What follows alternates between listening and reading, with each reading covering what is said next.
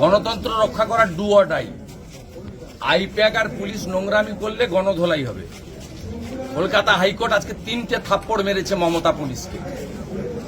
এক, নন্দীগ্রামে আমাদের নেতা 6 জন নেতাকে একটা মুসলিম মেয়েকে ডেকে এনে ফলস মামলা করিয়েছে। এত নিম্নমানের মমতার পুলিশ, এর ফল ভোগ করতে হবে। এত পাপ করছে, ধ্বংস হয়ে যাবে, আমরা ঈশ্বরে বিশ্বাস করি। আজকে হাইকোর্ট তাদেরকে মামলায় স্থগিতাদেশ দিয়েছে।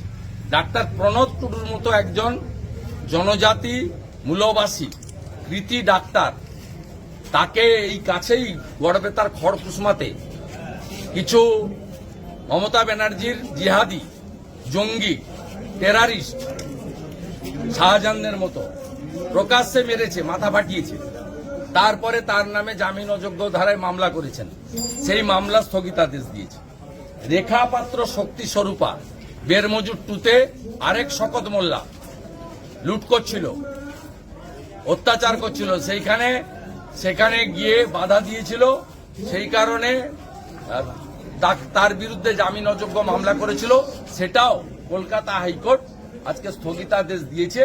3টে বড় বড় থাপ্পড় কলকাতা হাইকোর্ট আজকে মমতার পুলিশের গালে লাগিয়েছে।